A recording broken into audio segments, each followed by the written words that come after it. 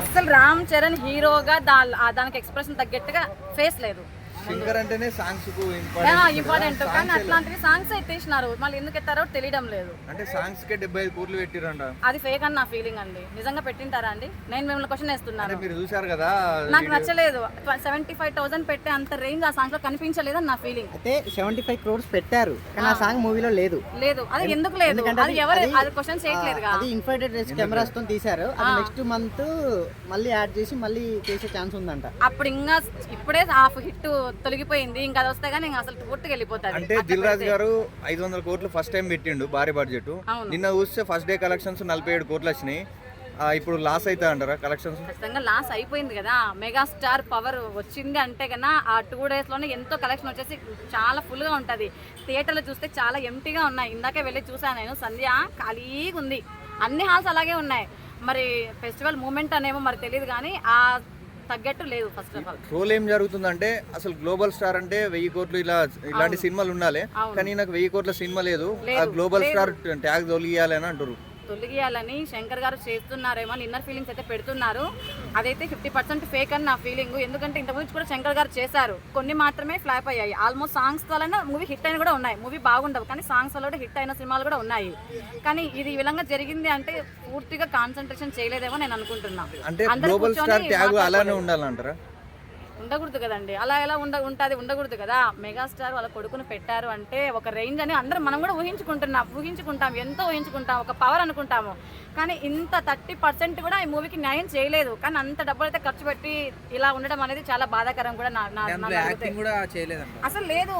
అసలు రామ్ చరణ్ ఫేస్ చూసారా మీరు? కొంచెమన్నా ఆ చిరుతాలు ఎట్లుంది మొహం ఫస్ట్ సినిమా అయినా కూడా ఆ ముఖంలో ఫీలింగే లేదు. నన్ను అడిగితే ఆ క్వాలిటీసే లేవు. అయితే వరల్డ్ వైడ్ గా 50 crores కూడా రాలేదు ఇంకా. పోస్టర్ మాత్రం 186 crores. అది ఫేక్. అది అట్లా చేయాల్సిన అవసరం ఏంటి? తగ్గించుకోకూడదు కదా. వాళ్ళ దగ్గర డబ్బులు ఉన్నాయి, ఏవైనా చేసుకోగలుగుతారు.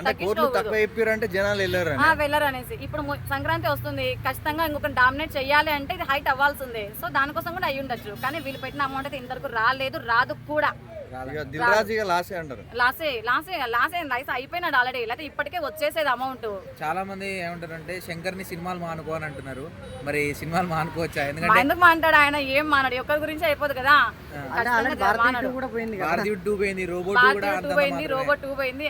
ఫస్ట్ ఆయన ఏమనుకుంటాడు, ఒకటి చేయాలా అనుకొని అదే చేస్తే బాగుంటది. ఇంకోటి చెయ్యాలనుకుని వేస్తాడు చూడు, అక్కడ రాంగ్ స్టెప్ తీసుకుంటున్నాడు. అంటే జగన్ ఎక్కువ చూపించారు ఇట్లా. అది పార్షాలిటీ అండి. సో అది పార్షాలిటీ చేసినాడు కాబట్టి ఇట్లాంటివి కూడా వస్తూ ఉన్నాయి. కానీ మూవీ అయితే వాస్తవంగా మూవీ బాలేదు. ఈ రోజు మీరు టాక్స్ కి వెళ్ళారు అంటారు, అక్కడ జనాలు లేరు. రేపు డాకు మహారాజ్ వస్తుంది, మళ్ళీ వెంకటేష్ సినిమా వస్తుంది. అప్పటికి ఉండవు. నెక్స్ట్ బాలయ్య బాబు సినిమా ఖచ్చితంగా డెఫినెట్ గా సూపర్ డూపర్ అవుతుంది. ఇంకా వెంకటేష్ సినిమా చెప్పడం లేదు. లేడీస్ కి అందరికి చాలా సెంటిమెంట్ అయిన మూవీ. సంక్రాంతికి వస్తున్నాం అనేసి మంచి మూవీ. సో ఆ రెండిటి మీద ఖచ్చితంగా పడిపోతుంది కూడా. అంటే సినిమాను డామినేట్ చేసి 2000 కోట్లు వెళ్తాదన్నారు. అది కూడా ఫేకే. దాన్ని కూడా చేయలేరు, దాన్ని కూడా క్రాస్ చేయలేరు. ఇప్పుడు ఈ రెండే ఫామ్ లోకి వస్తాయి. పుష్ప 2 కూడా ఇంకా పడిపోతుంది. ఇది ఇంకా టోటల్గా రాదు కూడా. ఇది నన్ను అడిగితే ఏ స్టార్ హీరో అయినా సినిమా బాగలేకున్నా ఒక రోజులో 100 కోట్లు వస్తాయి. 100 కోట్లు వస్తాయి. కానీ రాగలేదు, అస్సలు రాలేదు. ఎందుకు పదే హీరో గానీ తక్కువ చేసి మాట్లాడుతండి. తనదేం లేదు అక్కడ. తను కాన్సన్ట్రేట్ చేయబోయలేడు అంతే. డే 1 కలెక్షన్లు మన దేవరాకి మించి ఇక్కడ 186 crores అన్నారు. అది ఊరికే, అది ఫేక్. అది మాక్సిమం కనబడిపోతుంది కదా.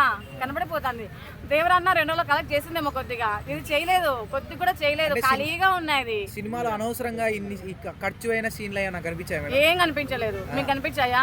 అంటే అమౌంట్ పెట్టి అనవసరంగా అన్ని అట్లే ఉన్నాయి. నాకైతే ఏది నచ్చలేదు. అది ఓవర్గా ఉంది. చాలా ఓవర్గా ఉంది. అదే ఇంకోటి ఉంది ఏంటో దానికి ఏమైనా న్యాయం చేస్తాడా? కొద్దిగా ఐఏఎస్ అవుతాడంట. దేనికి ఏం చేసినాడు? ఏముంది అట్లా? ఆ ఫేస్ ఆయన నడిచే స్టైలే లేదు అట్లా. రామ్ చరణ్ నడుస్తున్నాడు అంటే విజులు కొట్టాలనిపిస్తుంది ఎవరికైనా కూడా లేసి. అలా అనిపించిందా? ఆ పవరే లేదు. ఆ లెగ్ పెడతా అంటే ఆ పవరే లేదు, కనిపించలేదు. ఇప్పుడు తప్పేవద్దు అనుకుంటారు. శంకర్ గారు అనుకుంటున్నారు, రామ్ చరణ్ గారు, వీళ్ళందరూ మిక్చర్ చేసి కూర్చొని మాట్లాడుకోకుండా ఎవరికి బుద్ధి పెట్టి వాళ్ళు చేసుకుంటూ వెళ్ళిపోయారు. అక్కడ దెబ్బతిన్నారేమో నేను అనుకుంటున్నా. అంటే దిల్ రాజు గారు ఏ సినిమానైనా చాలా పకడ్బందీగా ప్లాన్ చేస్తారు. ఇది కూడా చేసింటాడు. కానీ కూర్చొని యూనిటీగా మాట్లాడుకోలేదు. కోఆర్డినేషన్ లేకపోవడం లేకపోవడం వల్ల ఇది ఇలా జరిగింది. ఎప్పుడైతే వాళ్ళు కోఆర్డినేట్ గా ఉండింటారో ఖచ్చితంగా సాంగ్స్ వల్ల సక్సెస్ అయ్యి ఉండేది. రామ్ చరణ్ సినిమా ఒక మూవీ లేకుండా, సాంగ్ లేకుండా, ఒక డైరెక్షన్ లేకుండా అయితే పోదు. ఒక్క సాంగ్ తోనే హిట్ అయ్యే మూవీ ఇది. కానీ అలా ఏది లేకుండా వెళ్ళిపోయిందంటే యూనిటీ లేకపోవడం వల్ల ఇలా జరిగిందేమో నేను అనుకుంటున్నా. అంటే ఇండస్ట్రీలో పెద్ద డైరెక్టర్లు అంటే రాజమౌళి తర్వాత శంకర్ అంటారు, కానీ టోటల్ గా లేదు. గత ఆయన పాపం ఏదో పడిపోయింది. సుకుమార్ నాకు ఫామ్ లో ఉన్నాడు సుకుమార్ గారు ఇప్పుడు. ఆయనకి ఏదో జరిగింది పాపం. దయచేసి శంకర్ గారు మీరు దృష్టి తీసుకోండి. శంకర్ గారు పెద్ద సినిమాలు ఇక మానేయమంటారా? చిన్న సినిమాలు తీసుకోవద్దు, చేస్తాడు, ఇంకా బెటర్ గా చేసుకుంటాడు. ఇప్పటికే స్టాప్ అయితే నెక్స్ట్ చేసుకుంటాడు, ఖచ్చితంగా చేస్తాడు. అదైతే నా ఫీలింగ్.